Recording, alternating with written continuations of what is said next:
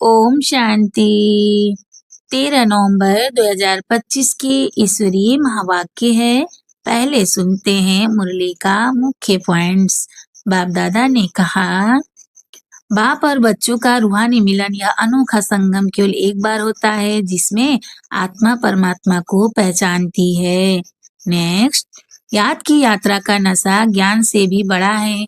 याद से आत्मा पवित्र बन परम शक्ति से भर जाती है। श्रीमत से जीवन श्रेष्ठ बनाना है। कोई भी आसुरी कर्म या विकर्म रजिस्टर को खराब कर देता है। सच्ची कमाई यह राजयोग की कमाई है, जो 21 जन्मों तक सुख, समृद्धि और सम्मान देती है। मन मना भव एक बाप को याद करने में ही संपूर्ण गीता का सार छिपा है। बाकी सब भक्ति मार्ग है।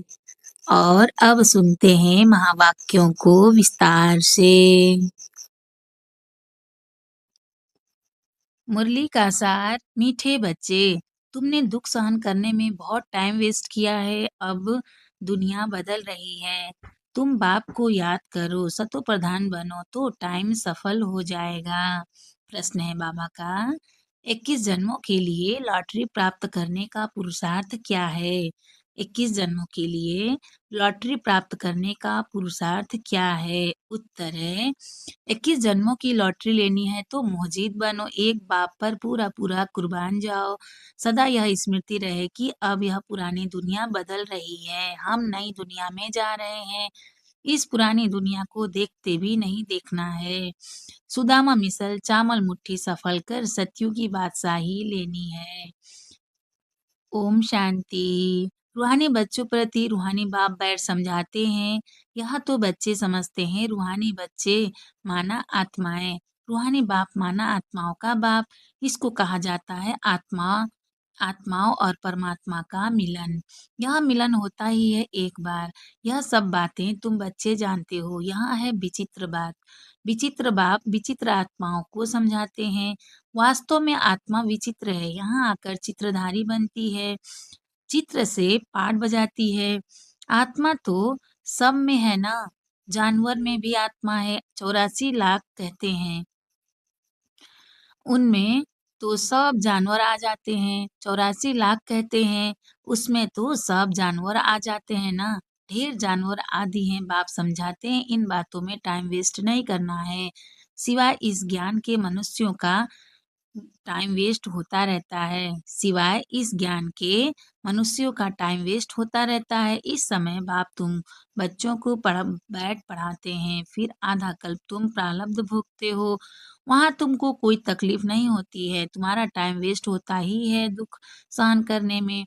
यहाँ तो दुख ही दुख है। इसलिए सब बाप को याद करते हैं कि हमारा दुख में टाइम वेस्ट होता है, इससे निकालो। सब बाप को याद करते हैं कि हमारा दुख में टाइम वेस्ट होता है, इससे निकालो। सुख में कभी टाइम वेस्ट नहीं कहेंगे। यह भी तुम समझते हो, इस समय मनुष्य की कोई वैल्यू नहीं है। मनुष्य देखो अचानक ही मर पड़ते हैं। एक ही तूफान में कितने मर जाते हैं। रावण राज्य में मनुष्य की कोई वैल्यू नहीं है। अभी बाप तुम्हारी कितनी वैल्यू बनाते हैं। अभी बाप तुम्हारी कितनी वैल्यू बनाते हैं। वर्थ नॉट अ पेनी में वर्थ पाउंड बनाते हैं। गाया भी जाता है, हीरे जैसा जन्म अमोलक। इस समय मनुष्य कौड़ी पिछाड़ी लगे हुए हैं। कर के लखपति, करोड़पति, पदमपति बनते हैं। इस समय मनुष्य कौड़ी पिछाड़ी लगे हुए हैं। करके लखपति, करोड़पति, पदमपति बनते हैं। उन्हों की सारी बुद्धि उसमें ही रहती है। उनको कहते हैं यह सब भूल, एक बाप को याद करो, परंतु मानेंगे ही नहीं। उनकी बुद्धि में बैठेगा जिनकी बुद्धि में कल्प पहले भी बैठा होगा। नहीं तो कितना भी समझाओ, कभी बुद्धि में बैठेगा नहीं। तुम भी नंबरवार जानते हो कि यह दुनिया बदल रही है। बाहर में भल तुम लिख दो कि दुनिया बदल रही है, फिर भी समझेंगे नहीं जब तक तुम किसको समझाओ। अच्छा, कोई समझ जाए फिर उनको समझाना पड़े। बाप को याद करो, सतो प्रधान बनो। नॉलेज तो बहुत सहज है। यह सूर्यवंशी, चंद्रवंशी, अभी यह दुनिया बदल रही है। बदलाने वाला एक ही बाप है, यह भी तुम यथार्थ रीति जानते हो। सो भी नंबरवार पुरुषार्थ अनुसार माया पुरुषार्थ करने नहीं देती। फिर समझते हैं यह भी ड्रामा अनुसार इतना पुरुषार्थ नहीं चलता है। अभी तुम बच्चे जानते हो कि श्रीमत से हम अपने लिए इस दुनिया को बदला रहे हैं। श्रीमत है ही एक शिव बाबा की, श्रीमत है ही एक शिव बाबा की। शिव बाबा कहना तो बहुत सहज है। और कोई न शिव और कोई न शिव बाबा को न वर्षे को जानते हैं। बाबा माना ही वर्षा। शिव बाबा भी सच्चा चाहिए ना। आजकल तो मेयर को भी फादर कह देते हैं, गांधी को भी फादर कहते हैं, कोई को फिर जगत गुरु कह देते हैं। अब जगत माना सारी सृष्टि का गुरु, वह कोई मनुष्य हो कैसे सकता, जबकि पतित पावन सर्व का सद्गति दाता एक ही बाप है। बाप तो है निराकार, फिर कैसे लिबरेट करते हैं। दुनिया बदलती है तो जरूर एक्ट में आएंगे। तब तो पता पड़ेगा, ऐसे नहीं कि प्रलय हो जाती है फिर बाप नई सृष्टि रचते हैं। शास्त्रों में दिखाया है बहुत बड़ी प्रलय होती है, फिर पीपल के पत्ते पर कृष्ण आता है। परंतु बाप समझाते हैं ऐसे तो है नहीं, गाया जाता है वर्ड की हिस्ट्री ज्योग्राफी रिपीट तो प्रलय हो न सके। तुम्हारे दिल में है कि अभी यह पुरानी दुनिया बदल रही है, यह सब बातें बाप ही आकर समझाते हैं। यह लक्ष्मी नारायण है, यह लक्ष्मी नारायण है, नई दुनिया के मालिक। तुम चित्रों में भी दिखलाते हो कि पुरानी दुनिया का मालिक है रावण। राम राज्य और रावण राज्य गाया जाता है ना। यह बातें तुम्हारी बुद्धि में है कि बाबा पुरानी आसुरी दुनिया को खत्म कर नई दैवीय दुनिया स्थापन करा रहे हैं। बाबा कहते हैं मैं जो हूँ जैसा हूँ कोई विरला ही समझते हैं। वह भी तुम नंबरवार पुरुषार्थ अनुसार जानते हो। जो अच्छे पुरुषार्थी हैं उनको बड़ा अच्छा नशा रहता है। याद के पुरुषार्थी को रियल नशा चढ़ेगा। 84 के चक्र की नॉलेज समझाने में इतना नशा नहीं चढ़ता जितना याद की यात्रा में चढ़ता है। मूल बात है ही पावन बनने की। पुकारते भी हैं आकर पावन बनाओ, ऐसा नहीं पुकारते कि आकर विश्व की बादशाही दो। भक्ति मार्ग में कथाएं भी कितनी सुनते हैं। सच्ची सच्ची सत्यनारायण की कथा तो यह है। वह कथाएं तो जन्म जन्मांतर सुनते सुनते नीचे ही उतरते आए हो। भारत में ही यह कथाएं सुनने का रिवाज है और कोई खंड में कथाएं आदि नहीं होती। भारत को ही रिलीजियस मानते हैं। ढेर के ढेर मंदिर भारत में हैं। क्रिश्चियन की तो यह एक ही चर्च होती है। क्रिश्चियन की तो एक ही चर्च होती है। यहाँ तो किस्म किस्म किस्म के ढेर मंदिर हैं। वास्तव में एक ही शिव बाबा का मंदिर होना चाहिए, नाम भी एक का होना चाहिए। यहाँ तो ढेर नाम है। विलायत वाले भी यहाँ मंदिर देखने आते हैं। विचारों को यह पता नहीं कि प्राचीन भारत कैसा था। 5000 वर्ष से तो पुरानी कोई चीज होती नहीं। वह तो समझते हैं कि लाखों वर्ष की पुरानी चीज मिली।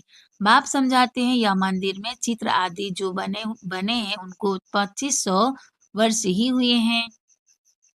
पहले पहले शिव की ही पूजा होती है, वह है अव्यभिचारी पूजा। वैसे ही अव्यभिचारी ज्ञान भी कहा जाता है। पहले अव्यभिचारी पूजा फिर है पूजा। पहले अव्यभिचारी पूजा फिर है व्यभिचारी पूजा। अब तो देखो पानी मिट्टी की पूजा करते हैं। अब अभी बेहद का बाप कहते हैं तुमने कितना धन भक्ति मार्ग में गवाया है। कितने अथाह शास्त्र अथाह चित्र हैं। गीताएं कितनी ढेर की ढेर होंगी। इन सब पर खर्चा करते करते देखो तुम क्या हो गए हो। कल तुमको डबल सिरताज बनाया था, फिर तुम कितने कंगाल हो गए हो। कल की ही तो बात है ना। तुम भी समझते हो बरोबर हमने 84 का चक्र लगाया है। अभी हम फिर से यह बन रहे हैं, बाबा से वर्षा ले रहे हैं। बाबा घड़ी घड़ी ताकीद ताकीद करते पुरुषार्थ कराते हैं। गीता में भी अक्षर मन मना भव, कोई कोई अक्षर ठीक है। प्रायः कहा जाता है ना, ये यानी देवी देवता धर्म है नहीं, बाकी चित्र है। तुम्हारा यादगार देखो कैसे अच्छा बनाया हुआ है। तुम समझते हो अभी हम फिर से स्थापन कर रहे हैं, फिर भक्ति मार्ग में हमारे ही एक्यूरेट यादगार बनेंगे। अर्थ को एक आदि होती है, उसमें सब खत्म हो जाता है, फिर वहाँ सब तुम नया बनाएँगे। हुनर तो वहाँ रहता है ना, हीरे काटने का भी हुनर कला है, यहाँ भी हीरो को काटते हैं, फिर बनाते हैं। हीरे काटने वाले भी बड़े एक्सपर्ट होते हैं। वह फिर वहाँ जाएँगे, वहाँ यह सब हुनर जाएगा। तुम जानते हो वहाँ कितना सुख होगा। इन लक्ष्मीनारायण का राज्य था ना, नाम ही है स्वर्ग। 100% सॉल्वेंट अभी तो है इंसॉल्वेंट। भारत में जवाहरत का बहुत फैशन है, जो परंपरा चला आता है। तो तुम बच्चों को कितनी खुशी रहनी चाहिए। तुम जानते हो यह दुनिया बदल रही है, अब स्वर्ग बन रहा है। उसके लिए हमको पवित्र ज़रूर बनना है, दैवीय गुण भी धारण करने हैं। इसलिए बाबा कहते हैं 4 ज़रूर लिखो। हम आत्मा ने हम आत्मा ने कोई आसुरी एक्ट तो नहीं किया, अपने को आत्मा पक्का समझो, इस शरीर से कोई विकर्म तो नहीं किया। अगर किया तो रजिस्टर खराब हो जाएगा। यह है 21 जन्मों की लॉटरी। यह भी रेस है, घोड़े की दौड़ होती है ना, इसको कहते हैं स्वराजस्व अश्वमेध। स्वराज्य के लिए अश्व यानी तुम आत्माओं को दौड़ी लगानी है। अब वापिस घर जाना है, उसको स्वीट साइलेंस होम कहा जाता है। यह अक्षर तुम अभी सुनते हो। अब बाप कहते हैं बच्चे खूब मेहनत करो, राजाई मिलती है। कम बात थोड़े ही है, कम बात थोड़े ही है, मैं आत्मा हूँ। हमने इतने जन्म लिए हैं। अब बाप कहते हैं तुम्हारे 84 जन्म पूरे हुए। अब फिर पहले नंबर से शुरू करना है। नए महलों में ज़रूर बच्चे ही बैठेंगे, पुराने में तो नहीं बैठेंगे। ऐसे तो नहीं, खुद पुराने में बैठे और नए में किराए वालों को बिठाएँगे। तुम जितनी मेहनत करेंगे, नई दुनिया के मालिक बनेंगे। नया मकान बनता है तो दिल होती है, पुराने को छोड़ नए में बैठें। बाप बच्चों के लिए नया मकान बनाते ही तब है जब पहला मकान पुराना होता है। वहाँ किराए पर देने की तो बात ही नहीं। जैसे वो लोग मून पर प्लाट लेने की कोशिश करते हैं, तुम फिर स्वर्ग में प्लाट ले रहे हो। जितना-जितना ज्ञान और योग में रहेंगे, उतना पवित्र बनेंगे। यह है राजयोग, कितनी बड़ी राजाएँ मिलेगी। बाकी यह जो मून आदि पर प्लाट ढूँढते रहते हैं, वह अब सब व्यर्थ है। यही चीज़ें जो सुख देने वाली हैं, वही फिर विनाश करने दुःख देने वाली बन जाएँगी। आगे चलकर लश्कर आदि सब कम हो जाएगा। बॉम्ब्स से ही फटाफट काम होता जाएगा। यह ड्रामा बना हुआ है। समय पर अचानक विनाश होता है, फिर सिपाही आदि भी मर जाते हैं। तुम अब फरिश्ते बन रहे हो। तुम जानते हो हमारे खातिर विनाश होता है। ड्रामा में पार्ट है, पुरानी दुनिया खलास हो जाती है। जो जैसा कर्म करते हैं, ऐसा तो भोगना है ना। अब समझो सन्यासी अच्छे हैं, जन्म तो फिर भी गृहस्थियों पास लेंगे ना। श्रेष्ठ जन्म तो तुमको नई दुनिया में मिलना है, फिर भी संस्कार अनुसार जाकर वह बनेंगे। तुम अभी संस्कार ले जाते हो नई दुनिया के लिए, जन्म भी जरूर भारत में लेंगे। जो बहुत अच्छे रिलीजियस माइंडेड होंगे उनके पास जन्म लेंगे, क्योंकि तुम कर्म ही ऐसे करते हो, जैसे जैसे संस्कार उस अनुसार जन्म होता है। तुम बहुत ऊंच कुल में जाकर जन्म लेंगे। तुम्हारे जैसा कर्म करने वाला तो कोई होगा नहीं। जैसी पढ़ाई जैसी सर्विस वैसा जन्म। मरना तो बहुतों को है, रिसीव करने वाले भी जाने पहले रिसीव करने वाले भी जाने हैं। बाप समझाते हैं अब यह दुनिया बदल रही है। बाप ने तो साक्षात्कार कराया है।